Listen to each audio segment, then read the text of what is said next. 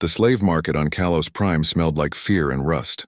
Hundreds of different species stood in chains, waiting to be sold. The morning sun burned orange through the dome above, making everyone sweat. Maya stood on platform 7. She was 12 years old and small, even for a human. Her brown skin had cuts and bruises from the traders who had caught her, but her dark eyes stayed calm. She watched everything around her without moving her head much. The Zarathi auctioneer walked up to her platform. He was 7 feet tall and covered in green scales. His forearms moved as he talked to the crowd. Next item, a human female, young and healthy, from the new species discovered near the Orion sector. They call their world Earth, he laughed. Not very strong, not very fast. But they learn quickly and eat almost anything. Good for housework or factories. The crowd of buyers looked bored. Most of them had never seen a human before. Maya looked weak compared to the rock-skinned Gorvak workers or the 6-armed Threll servants on other platforms. Commander Velkar stood at the back of the crowd. He was 9 feet tall, the biggest Zarathi warrior anyone had seen. His body was covered in battle scars. His natural armor, thick plates of chitin that grew from his skin, was darker than most of his species. He had fought in 100 wars and won them all. But today he wasn't here to buy a slave. He was curious. 3 months ago, his ship had found a human colony on a planet called Thessar 6. The planet was poison. The air could melt the lungs of most species. The water was acid. The local plants ate meat, but somehow 50 humans lived there. They had built homes and grew food. When Velkar's soldiers asked them how they survived, the humans just shrugged. We figured it out, they had said. Now Velkar watched this small human child on the platform. She didn't shake. She didn't cry. She just stood there watching. Starting price is 50 credits, the auctioneer said. Nobody bid. 50 credits could buy 2 Gorvak workers who could lift 1,000 pounds each. 40 credits? Still nothing. 30? Velkar raised one of his 4 hands. 30 credits. The crowd turned to look at him. Some whispered. Why would the famous commander want such a weak slave sold? The auctioneer said quickly, happy to get rid of the human. Velkar walked through the crowd. Other buyers moved out of his way. He climbed onto the platform and looked down at Maya. She had to bend her neck all the way back to see his face. What is your name? He asked. His voice sounded like rocks grinding together. Maya, she said. Her voice was steady. You belong to me now, Maya. You will work on my ship. Yes, sir. He unlocked her chains. Her wrists were bloody from the metal, but she didn't complain. They walked down from the platform together. Velkar moved slowly so she could keep up with his huge steps. As they walked through the market toward the docking bays, a drunk Gorvak merchant stumbled into their path. Gorvaks were 5 feet tall but 3 feet wide, built like walking boulders. This one smelled like rotting fruit from the alcohol he drank. Hey, Commander, the Gorvak slurred. Let me touch the human. Never felt one before. The merchant reached for Maya with his thick stone fingers. Maya didn't move back. She didn't scream. She took one small step to the side and her hand brushed against the Gorvak's arm so lightly it looked like an accident. The Gorvak suddenly gasped. His eyes went wide. He grabbed his throat and fell to his knees. Strange purple spots appeared on his stone skin. He tried to speak but only made choking sounds. Help. Can't breathe. The Gorvak wheezed. Other merchants ran over to help him. Maya walked past him like nothing had happened. Velkar followed her, but his 4 eyes watched her carefully. He had seen her hand move. It wasn't an accident. They reached Velkar's shuttle. It was a small ship that would take them to his warship in orbit. Maya climbed inside and sat down. The seats were too big for her. Her feet didn't touch the floor. The Gorvak, Velkar said as the shuttle took off. What did you do? Maya looked at him with those calm eyes. He was going to touch me. I don't like being touched without permission. He could have killed you with one hand. No, Maya said simply. He couldn't. Velkar leaned back in his seat. The metal creaked under his weight. How? Gorvaks have a nerve cluster under their 3rd arm joint. Press it right and their breathing stops for a few seconds. Not enough to kill them, just enough to make them stop what they're doing. How do you know this? Maya shrugged. I pay attention. The shuttle flew up through the atmosphere. Outside the windows, the sky changed from blue to black. Stars appeared. Velkar's warship, the Bloodfang, hung in space like a metal mountain. It was 2 miles long and bristling with weapons. That's a big ship, Maya said. It carries 3,000 warriors, Velkar told her. You will clean my quarters and bring me food. Simple work. Can you do this? Yes. Are you afraid? Maya thought about this. Should I be? You are the only human on a ship full of Zarathi warriors. We are the strongest species in the galaxy. We have conquered 50 worlds. I know, Maya said. I heard the stories. And you're not afraid? Fear is just information, Maya said. It tells you about danger. But I already know I'm in danger, so being afraid won't help me. The shuttle docked with the blood fang. The airlock hissed open. 2 Zarathi guards waited on the other side. They looked at Maya like she was a strange insect. This is the human, one guard asked. It's so small. Take her to the servant quarters, Velkar ordered. Section 7. Give her a room and explain her duties. The guards nodded. One of them grabbed Maya's arm to lead her away. His grip was hard enough to break her bones if he squeezed. Careful, Maya said quietly. Your third finger is infected under the armor plate. If you grip too hard, it will split open. The guard jerked his hand back and looked at his finger. There was a thin line of green pus under the armor, so small he hadn't noticed it yet. How did you... But Maya was already walking down the corridor. Which way to Section 7? She asked. The guards looked at each other, then at Velkar. He waved them away. They hurried after Maya, but now they didn't try to touch her. Velkar stood alone in the docking bay. He thought about what he had bought. Not a slave. Something else.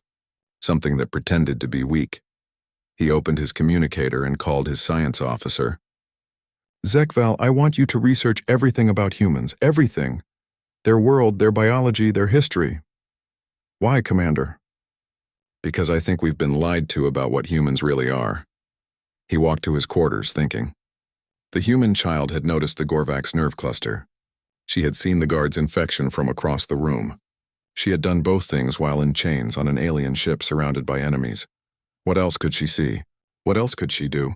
And most importantly, why was she so calm? Velkar had conquered worlds. He had fought the deadliest species in known space. But for the first time in his life, he wondered if he had just brought something dangerous onto his ship, something that looked harmless but wasn't, something that was watching them the same way they watched it. He reached his quarters and sealed the door. Tomorrow, he would start testing the human. He would find out what Maya really was. He didn't know it yet, but he had just taken the first step toward learning the truth about humanity. And that truth would change everything. Life on the Bloodfang fell into a routine quickly. Maya woke up before the ship's morning lights turned on. She cleaned Commander Velkar's quarters, brought his meals, and organized his equipment. She did everything perfectly. Too perfectly. After 2 weeks, strange things started happening. The first incident was with Warrior Gresh. He was young for a Zarathi, only 40 years old, and liked to bully the servants. He had cornered Maya in the food storage area. His forearms blocked her escape routes. Little human, Gresh had said, leaning close. His breath smelled like rotten meat. I want to see if you break as easily as you look. Maya had looked up at him. You should go to the medical bay. What? You have a parasite in your stomach. I can smell it on your breath. If you don't get treatment in the next few hours, it will eat through your intestinal wall. Gresh had laughed, but 3 hours later he collapsed in the training room, screaming in pain. The doctors found a Kelvin parasite in his gut, just as Maya had said. 1 more hour and he would have died. When they asked Maya how she knew, she said, Humans have good noses. The second incident was worse. 5 warriors had been planning to test the human. They thought Velkar was getting soft, keeping such a weak creature as a servant. They wanted to throw her in the fighting pit and see how long she lasted. That night, all 5 warriors got sick at the same time. They vomited green blood and couldn't stand up. The doctors found a toxin in their food, something that only affected Zarathi biology. But the ship's computers showed no record of anyone entering the kitchen except the normal cooks. The security cameras in that section had mysteriously stopped, working for exactly 3 minutes. When Velkar questioned the servants, they all said the same thing. Maya had been in her room all evening, reading the technical manuals he had given her to study. But Velkar knew better. He had been watching her for 2 weeks. Maya never wasted a movement. When she walked through the ship, she memorized every door, every vent, every weapon locker. She knew which warriors had old injuries that slowed them down. She knew which guards fell asleep during night shift. She knew everything. One day, Velkar decided to test her directly. He called her to the observation deck where the huge windows showed the stars streaming past. "Maya," he said, "do you know what happened to those 5 warriors who got sick?" "I heard they ate something bad," Maya said. Her face showed nothing. "I think you poisoned them." "That's impossible, sir. I'm just a human. I'm weak, remember?" Velkar walked closer to her. His shadow covered her completely. "I've been studying your species. Humans are not what you pretend to be." "We're exactly what we are," Maya said. "You just see what you expect to see." "What does that mean?" Maya walked to the window and put her small hand on the glass. "Your species values strength. Big muscles, heavy armor, sharp claws. So when you see us small and soft, you think we're weak. But strength isn't just about size. Then what is it about?" "Survival," Maya said. "And humans are very good at surviving."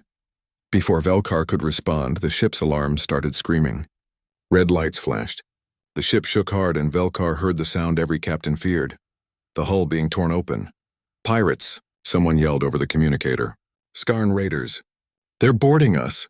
Skarn were nightmares made real. 7 feet tall, covered in razor-sharp spines with acid for blood. They lived only to kill and steal. A single Skarn warrior could kill 10 soldiers of most species. All warriors to battle positions.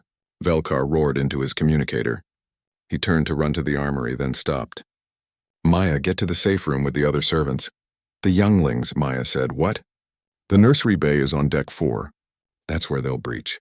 "Your children are there." Velkar's blood went cold. She was right. The nursery held 30 Zarathi younglings, including his own son.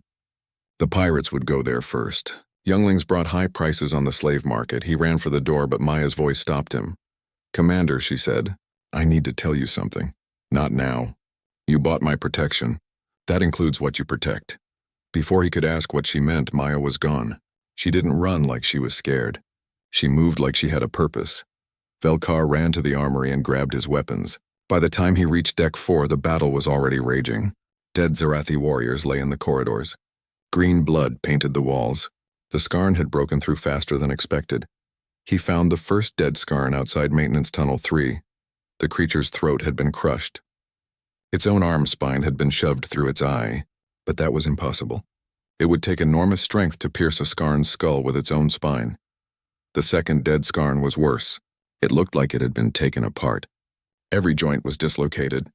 Its neck was twisted completely backward. Purple acid blood pooled on the floor, eating through the metal. The third one. Velkar stopped.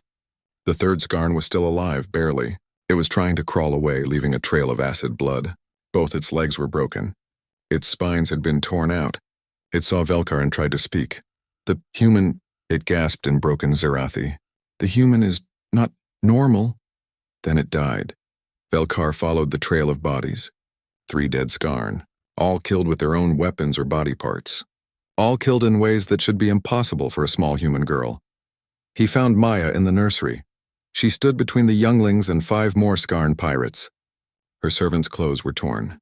Purple acid burns covered her arms where Skarn blood had touched her. She was breathing hard, but she was still standing, and the Skarn were backing away from her. "Impossible," one Skarn hissed. "You're just a human child." "Yes," Maya said. Blood ran from a cut on her forehead. "I am." She moved. Velkar had fought for 60 years. He had seen the fastest warriors in the galaxy, but he had never seen anything like this. Maya didn't move fast. She moved efficiently. Every step put her exactly where she needed to be. Every strike hit exactly the right spot. She used the Skarn's size against them, their weight, their momentum. When one swung its clawed hand at her, she redirected it into another pirate's throat. When acid blood sprayed, she was already somewhere else. She turned them into weapons against each other. In 30 seconds, 5 Skarn pirates were dead. Maya fell to her knees. The acid burns on her arms were spreading. Her skin was turning black where the blood had touched her. Any other species would be dead already. "The younglings," she whispered. "Are they safe?" Velkar looked behind her. 30 young Zarathi huddled in the corner, terrified but unharmed. His son was among them. "They're safe," he said. Maya nodded and collapsed. Velkar caught her before she hit the floor. She weighed almost nothing in his forearms. He ran to the medical bay, shouting for doctors. They put her in the healing tank immediately. The blue liquid should help her heal, but the doctors were confused. "Commander," the chief medical officer said. Her body is doing something impossible. What do you mean? Look. The doctor pointed to a screen showing Maya's blood under a microscope. Her immune system is attacking the acid, breaking it down, analyzing it. And then, this is the impossible part. It's changing. Her cells are actually evolving to resist the acid in real time. I've never seen anything like this. Velkar watched the screen. Maya's cells were indeed changing, adapting, becoming something that could survive scarn acid. How is this possible? I don't know, the doctor said. But if I had to guess, I'd say humans aren't really one species. They're millions of species all inside one body, all ready to become whatever they need to survive. 3 days later, Maya woke up. The acid scars were already fading. Her body had learned to heal from something that should have killed her. Velkar sat beside her tank. You saved my son, he said. He's part of your ship, Maya said weakly. I protect the ship. How did you kill 8 Scarn warriors? Maya closed her eyes. Humans had to evolve on a death world, Commander. Everything on Earth tried to kill us. The weather, the animals, the diseases, even other humans. We learned to see weakness in everything because if we didn't, we died. But the strength needed to break their bones. Adrenaline, Maya said. Humans can become 10 times stronger when we need to. Our muscles tear themselves apart, but we can do it. It hurts, but pain is just information. You're not slaves, Velkar said. It wasn't a question. Maya opened her eyes and looked at him. For the first time, he saw the truth in them. The calm wasn't from weakness or acceptance. It was the calm of a predator that didn't need to prove anything. No, she said. We're not slaves. We're something else. What? Protectors, Maya said. Whether you know it or not. The distress call came 3 weeks after the pirate attack. A Zerathi colony on Therax 7 was under assault. Not by pirates this time. Something much worse. The Devour Swarm. Velkar stood on the bridge watching the tactical display. Millions of red dots swarmed over the planet's surface. Each dot was a swarm creature. They ate everything, metal, rock, flesh. They left nothing but bare stone behind. How long until we arrive? Velkar asked his navigation officer. 6 hours, Commander. Too long. The colony will be gone in 4. Maya stood beside him. She had been on the bridge when the call came in, bringing Velkar his afternoon meal. Now she stared at the screen with those dark, calm eyes. I'm coming with you, she said. No, the swarm is not like pirates. They are a force of nature. They cannot be fought with clever tricks. You bought my protection, Maya said. That colony is under your protection. So I protect them too. You will die. Maya looked up at him. Maybe, but I'll die doing what I'm meant to do. Velkar wanted to refuse, but he had seen what she could do, and they needed every advantage against the swarm. Fine, but you stay with me. When they reached Therax 7, the situation was worse than expected. The colony's shields were failing. Millions of swarm creatures covered the domes like a living blanket, eating through the metal and energy barriers. The dropship screamed through the atmosphere. 40 Zerathi warriors sat in their seats checking weapons. Maya looked tiny among them, wearing borrowed armor that didn't fit right. Remember, Velkar told his warriors, don't let them touch you. Their acid is stronger than Scarn blood. 1 bite and you're dead. They landed hard in the colony's main square. The moment the doors opened, the swarm was on them. Thousands of creatures, each the size of a dog with too many teeth and legs that bent wrong. They moved like liquid, flowing over everything. The warriors opened fire. Plasma bolts and projectiles tore through the swarm. But for every creature they killed, 10 more appeared. Maya didn't have a weapon. She didn't need one. She picked up a piece of broken metal from the ground and moved into the swarm. But she didn't fight them directly. Instead, she did something strange. She cut one creature open and rubbed its acid blood on her armor. Then another. And another. What are you doing? Velkar yelled. Learning, Maya replied. The swarm creatures started to avoid her. They could smell their own dead on her. She had made herself smell like death to them, but that was just the beginning. Maya watched how the swarm moved. They weren't individuals. They were a hive mind, all connected. When one found food, they all knew. When one died, they all felt it. She started killing them in specific patterns. First the ones on the left, then the right, then the center. It confused the hive mind. The creatures started attacking each other, unable to tell friend from foe. The communication node, the colony administrator screamed over the radio. The younglings are trapped in there. The building is completely covered. Velkar's heart sank. 200 younglings were in that building, including the colony's future. But it was half a mile away through solid swarm. Maya started running, not away from danger. Toward it, she carved a path through the swarm using their own biology against them. When they sprayed acid, she redirected it onto other creatures. When they lunged, she made them hit each other. She turned the hive mind's coordination into chaos. Velkar and his warriors followed in her wake, firing at anything that moved. But Maya was doing most of the work. She had become something impossible, a single point of disorder in the swarm's perfect order. They reached the communication node. The building was completely covered in swarm creatures eating through the walls. The screams of younglings came from inside. "How do we get through?" a warrior asked. Maya pulled off her helmet. Her face was burned from acid spray. Blood ran from dozens of cuts, but her eyes were focused. "You don't," she said. "I do." She took a deep breath and did something insane. She let one of the creatures bite her. The warrior screamed. The creature's acid saliva should have melted her arm instantly, but it didn't. Maya's skin turned red, then black, then something else. Her skin was changing, adapting. She let another bite her, and another. Each bite hurt less than the last. Her body is learning. Velkar whispered in shock. After the 10th bite, the acid barely affected her at all. Maya had become immune to the swarm's primary weapon. She pressed her hands against the wall of creatures covering the building and started pulling them off. Their acid washed over her like water. She tore a hole in the living wall. "Get the younglings!" Warriors rushed inside while Maya held the gap open. The swarm attacked her from every direction. Acid covered her completely. Her armor dissolved. Her clothes burned away, but her skin just kept adapting, becoming something that could survive. They evacuated 200 younglings in 10 minutes, but the effort was killing Maya. Her body could adapt, but adaptation required energy. She was burning herself from the inside out. When the last youngling was safe, Maya collapsed. The swarm immediately swarmed over her. "No," Velkar roared. He tried to reach her, but there were too many creatures. Then something impossible happened. The swarm creatures touching Maya started dying. They convulsed and fell off her. More tried to attack, but they died too. Maya stood up.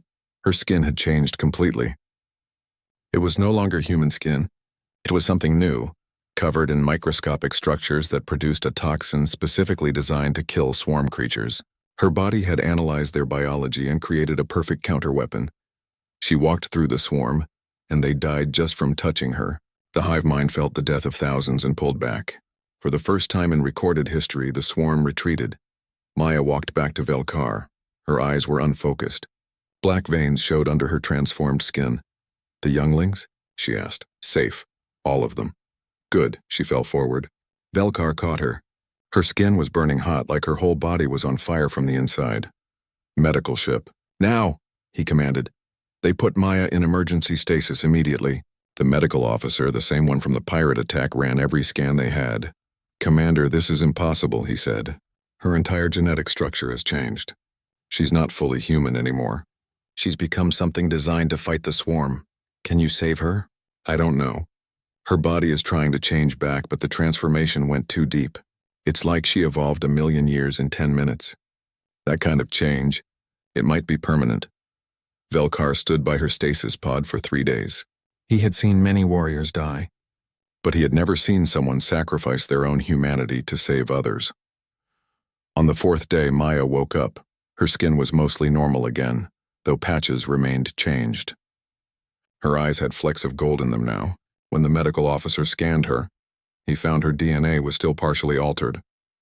"How do you feel?" Velkar asked. "Different," Maya said. She looked at her hands. "I can feel it inside me. The changes. They're permanent, aren't they?" "Some of them, yes," Maya nodded. "That's okay. This is what humans do. We adapt, we survive. We change into what we need to be. You could have died, but the younglings didn't." Velkar sat down beside her bed. For such a large warrior, he looked troubled. "Maya, I need to know the truth. What are humans really?"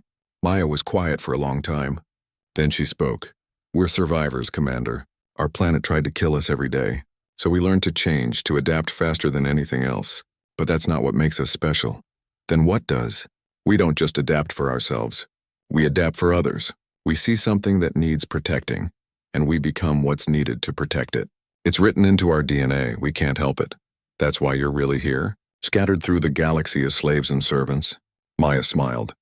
It was a sad smile. We're not slaves, Commander. We're antibodies. The galaxy just doesn't know it needs us yet. Until something like the swarm comes. Exactly. Velkar stood up. I need to report this to the Empire. They need to know what humans really are. They won't believe you, Maya said, then I'll show them. He pulled up video files on his datapad.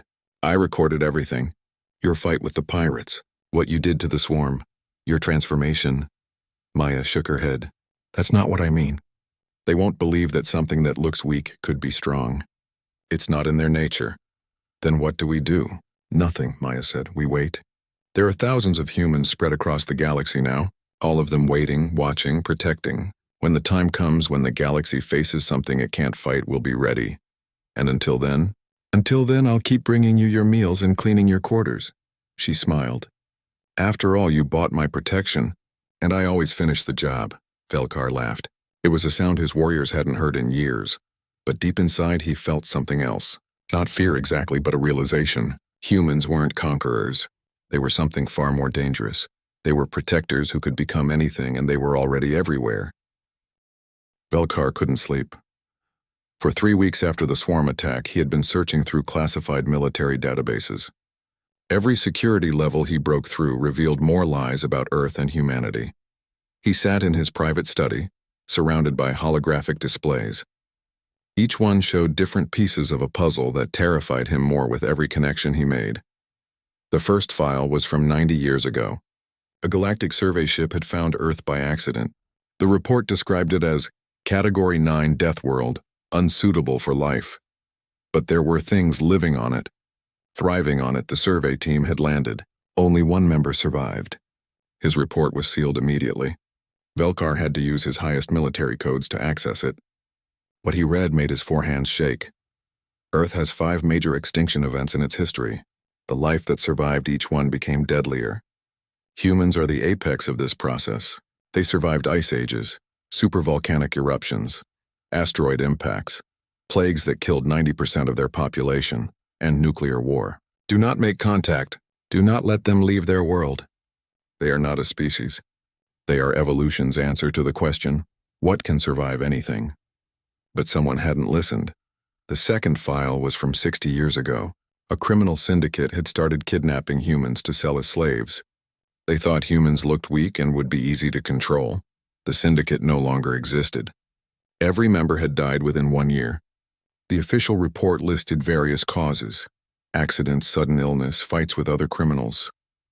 But Velkar saw the pattern. Every death happened after they had hurt a human child, or killed a human who tried to protect others. The humans had hunted them down. All of them. The third file made everything clear. It was a scientific study on human genetics conducted in secret 40 years ago. The scientist had dissected hundreds of human bodies, trying to understand them. His conclusion was hidden in technical language, but the meaning was clear. Human DNA contains dormant sequences that can activate under extreme stress. These sequences don't just help survival. They completely rewrite the organism's biology in real time. This is not evolution. This is something engineered. Humans are not natural. Someone or something designed them to be the perfect adaptive weapon. Velkar leaned back. His ship's lights were dim. Maya would arrive soon with his morning meal. She always came exactly at sunrise, ship time. He pulled up one more file. This one wasn't classified. It was public record. A list of every world where humans now lived as slaves or servants. Thousands of worlds. Millions of humans. Spread perfectly across the galaxy with at least a few on every major planet and ship, like an immune system. The door chimed. Maya entered with his breakfast. She moved differently now since the swarm fight. More fluid. Her body had kept some of the changes. "Commander," she said, setting down the tray. "You look tired." "I haven't slept. I've been reading about your species." Maya glanced at the displays. Her enhanced eyes could read them all in seconds. "You found the sealed files. You knew about them. Every human knows. We share information through quantum entanglement in our DNA. What one human learns, we all eventually know." Velkar stood up. All 9 feet of him towered over her. Your species didn't evolve naturally. No, someone made you. Yes. Who? Maya walked to the window that showed the stars. We don't know. The architects, we call them. They changed us about 200,000 years ago. They took early humans and added the adaptation genes. Why?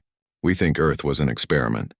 They wanted to see what would happen if they created a species that could survive anything. Then they left. And you developed space travel and found us. Maya turned to face him. We found you 80 years ago. We watched. We learned. Your Galactic Council was powerful but arrogant. You had conquered every threat through strength. But we saw what you couldn't. What? The patterns. Every great galactic civilization in history fell the same way. They grew strong, grew comfortable. Then something adapted to their strength and destroyed them. It's happened 6 times in recorded history. Velkar's skin went cold. He knew those histories.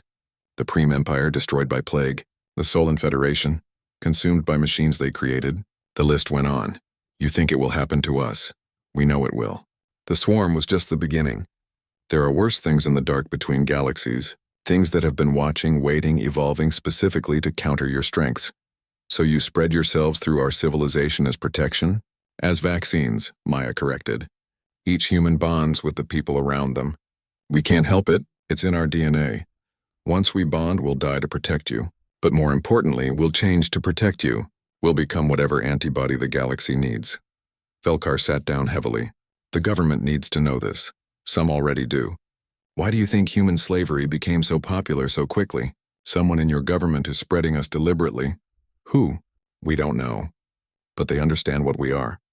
They're making sure every important world and ship has human slaves. The commander was quiet for a moment. Then he asked the question that had been bothering him most. Are you invading us? Maya laughed.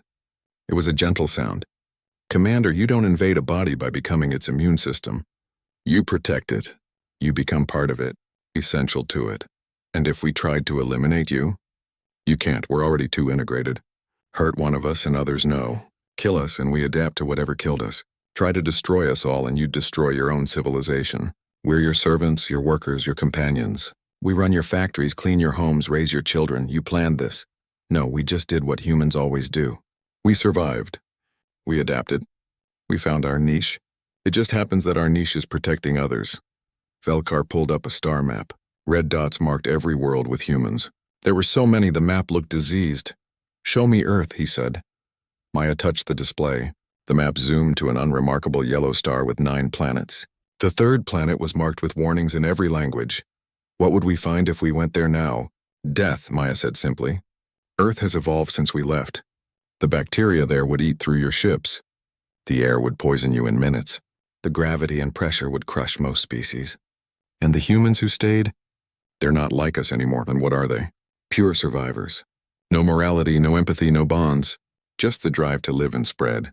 We're the gentle ones, Commander. The ones who learned to care. Earth kept the monsters. Before Velkar could respond, his security chief called. Commander, priority message from the Senate. They're ordering all ships to return to the capital. Why? They've discovered something about the humans, sir. They're calling it a crisis.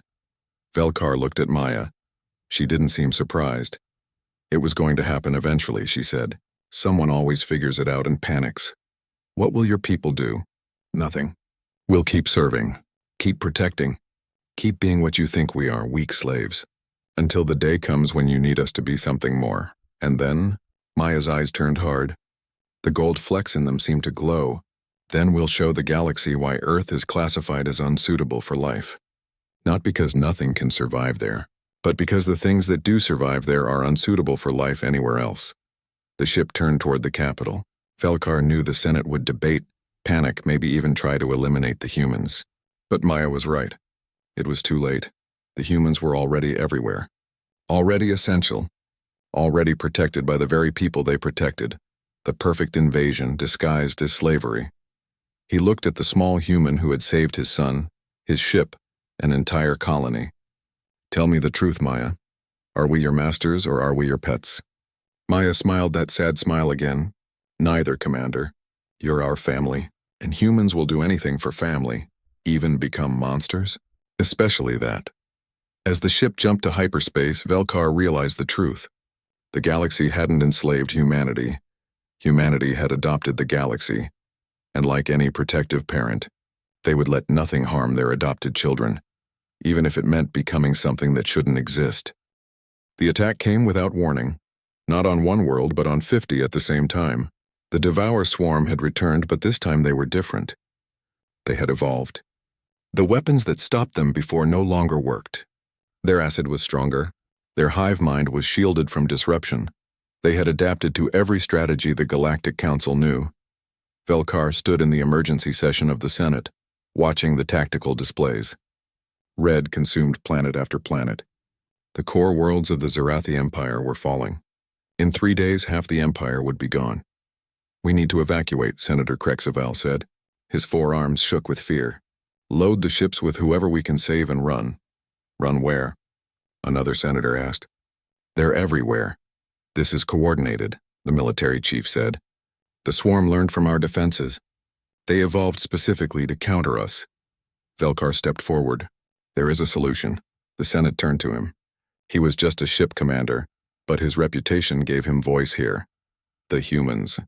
The room exploded in argument. 3 weeks ago, when the Senate had learned what humans really were, they had almost voted to eliminate them all. Only the fear of what the humans might do in response had stopped them. "You want to trust our survival to slaves?" Senator Krexval spat. "They're not slaves," Velkar said. "They never were." He pulled up a communication device and entered a code. Maya's face appeared on the main screen. She was still on his ship, but behind her stood 20 other humans. They had appeared from nowhere when the attack started. "Maya," Velkar said, "the Senate needs to hear this. Tell them about the Guardian Protocol." Maya nodded. When she spoke, her voice carried to every speaker in the room. But also, impossibly, to every human in the galaxy. They all heard her at the same time. 90 years ago, when we first found your civilizations, we had a choice. Conquer you with our adaptability or protect you with it. We chose protection. Every human in the galaxy is part of the Guardian Protocol. We spread ourselves as slaves because it was the only way to be everywhere we needed to be. You infiltrated us, Senator Krexval shouted. We integrated with you, Maya corrected. We became part of your civilization. We clean your homes, raise your children, work in your factories. We made ourselves essential to your daily life. But more importantly, we studied you. We know every weakness of every species in the galaxy, not to exploit them but to protect them. The tactical display beeped. The swarm had reached the capital's outer defenses. You have 6 hours before they break through, Maya said. You can't stop them. Your weapons won't work. Your strategies are useless. The swarm evolved specifically to kill you. But not to kill you? Velkar asked, though he already knew the answer. No, they evolved to kill you. We evolved to kill them. Maya turned to someone off-screen and nodded. Suddenly, every display in the Senate showed the same thing. Millions of humans across the galaxy, all standing ready. They were in homes, on ships, in factories, on every world under attack. Release us, Maya said. Stop pretending we're slaves. Let us protect you. Or die. The Senate erupted in more arguments, but they were cut short by an emergency transmission from Therax 7, the colony Maya had saved before. The image was chaos. Swarm creatures poured through broken defenses. Zerathi warriors fell by the dozens. But in the middle of the chaos stood a single human woman. She had been a kitchen servant an hour ago. Now she was something else. Her skin had turned metallic. The swarm's acid flowed off her like water. When creatures bit her, their teeth shattered. She moved through them like death itself, not fighting, but simply walking. And everything that touched her died. That's impossible, the military chief whispered. No, Maya said. That's human. She bonded with the families she cooked for. When they were threatened, her adaptation genes activated. She became what was needed. More transmissions came in. On every world, the same scene played out. Humans transforming, adapting, becoming weapons specifically designed to kill the swarm. But they weren't fighting alone. Look closer, Maya said. The Senate did, and they saw it. The humans weren't just fighting. They were protecting. Each one stood between the swarm and the people they had served. A human nanny's body grew armor as she shielded younglings. A factory worker's hands became weapons as he defended his co-workers. A house servant generated toxins that killed swarm but healed Zerathi. We don't just adapt, Maya explained. We adapt for others. Your DNA is in our system now. We know your biology, your weaknesses, your strengths. We become the perfect shield for each species we protect. Senator Crexval stood up. If you can do this, why didn't you before? Because you had to choose, Maya said. We won't force protection on you. You have to accept us. Release us. Acknowledge what we are. The Capitol shook. The swarm had reached the planetary shield. We need a vote, the Senate president said. All in favor of releasing the humans and accepting their protection? The vote was unanimous. Even Senator Crexval raised his 4 hands. Maya smiled. Thank you.